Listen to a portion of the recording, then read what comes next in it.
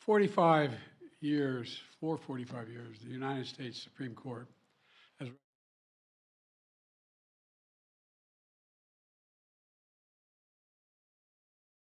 opening doors of opportunity for every single American. In case after case, including recently, just as a few years ago in 2016, the court has affirmed and reaffirmed this view that colleges could use race not as a determinant factor for admissions, but as one of the factors among many in deciding who to admit from a already qualified pool of applicants. Today, the court once again walked away from decades of precedent and as the dissent has made clear.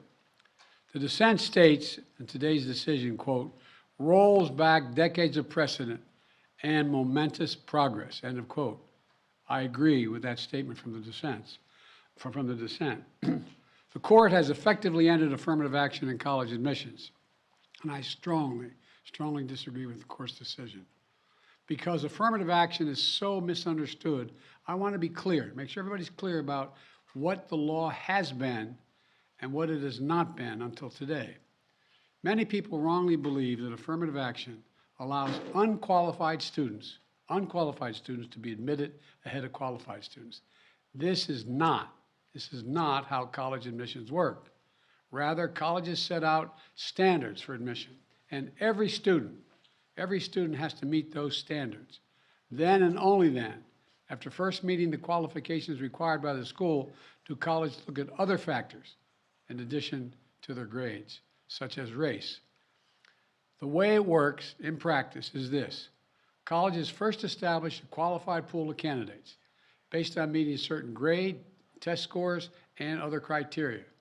Then and only then, it is from this pool of applicants, all of whom have already met the school standards, that the class is chosen after weighing a wide range of factors, among them being race.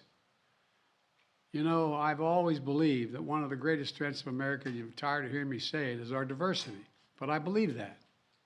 If you have any doubt about this, just look at the United States military. The finest fighting force in the history of the world. It's been a model of diversity.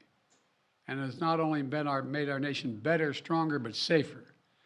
I believe the same is true for our schools. I've always believed that the promise of America is big enough for everyone to succeed, and that every generation of Americans, we have benefited by opening the doors of opportunity just a little bit wider to include those who've been left behind. I believe our colleges are stronger when they are racially diverse. Our nation is stronger because we are tapping into the full range of talent in this nation. I also believe that while talent, creativity, and hard work are everywhere across this country, not equal opportunity. It is not everywhere across this country. We cannot let this decision be the last word. I want to emphasize, we cannot let this decision be the last word. While the court can render a decision, it cannot change what America stands for. America is an idea unique in the world, an idea of hope and opportunity, of possibilities, of giving everyone a fair shot, of leaving no one behind. We've never fully lived up to it, but we've never walked away from it either. We will not walk away from it now. We should never allow the country to walk away from the dream upon which it was founded. That opportunity is for everyone, not just a few. We need a new path forward, a path consistent with the law that protects diversity and expands opportunity. So today I want to offer some guidance to our nation's colleges as they review their admission systems after today's decision. Guidance that is consistent with today's decision. They should not abandon, let me say this again, they should not abandon their commitment to ensure student bodies of diverse backgrounds and experience that reflect all of America. What I propose for consideration is a new standard, where colleges take into account the adversity a student has overcome when selecting among qualified applicants. Let's be clear. Under this new standard, just as was true under the earlier standard, students first have to be qualified applicants. They need the GPA and test scores to meet the school's standards. Once that test is met, then adversity should be considered, including students' lack of financial means, because we know too few students of low-income families, whether in big cities or rural communities, are getting an opportunity to go to college. when a poor kid, maybe the first in their family to go to college, gets the same grades and test scores as a wealthy kid, whose whole family's gone to the most elite colleges in the country, and whose path has been a lot easier. Well, the kid who faced tougher challenges has demonstrated more grit, more determination, and that should be a factor that colleges should take into account in admissions, and many still do. It also means examining where the student grew up and went to high school. It means understanding the particular hardships that each individual student has faced in life, including racial discrimination that individuals have faced in their own lives. The court says, quote, "Nothing in this opinion should be construed as prohibiting universities from considering an application's discussion of how race has affected his or her life, but be it through discrimination or inspiration or otherwise," end of quote. Because the truth is, we all know it, discrimination still exists in America.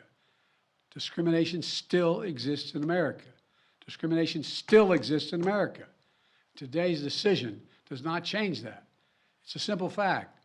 If a student had to overcome adversity on their path to education, the college should recognize and value that. Our nation's colleges and universities should be engines of expanding opportunity through upward mobility. But today, too often, that's not the case. The statistics, one statistic, students from the top 1% of family incomes in America are 77 times more likely to get into an elite college than one from the bottom 20% of family incomes. 77% greater opportunity. Today, for too many schools, the only people who benefit from the system are the wealthy and the well-connected. The odds have been stacked against working people for much too long. We need a higher education system that works for everyone, from Appalachia to Atlanta and to far beyond. We can and must do better, and we will. Today, I'm directing the Department of Education to analyze what practices help build a more inclusive and diverse student bodies and what practices hold that back. Practices like legacy admissions and other systems that expand privilege instead of opportunity. Colleges continue their commitment to support, retain, and graduate diverse students and classes. You know, and companies who are already realizing the value of diversity should not use this decision as an excuse to turn away from diversity either. We can't go backwards.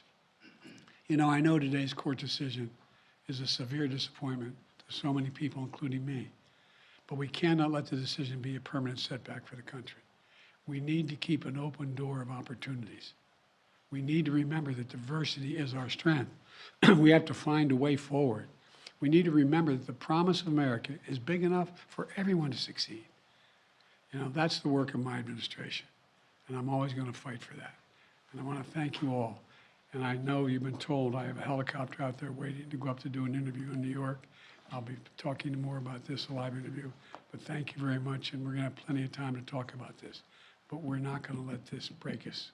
Thank you. President Biden, the Congressional Black Caucus said the Supreme Court has thrown into question its own legitimacy. Is this a rogue court? This is not a normal court. Should there be term limits for the justices?